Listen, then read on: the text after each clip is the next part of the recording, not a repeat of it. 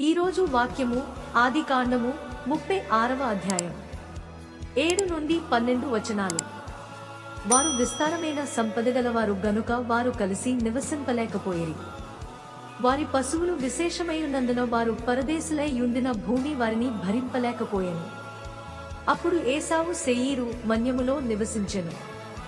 ఏశావు అనగా ఎదోము.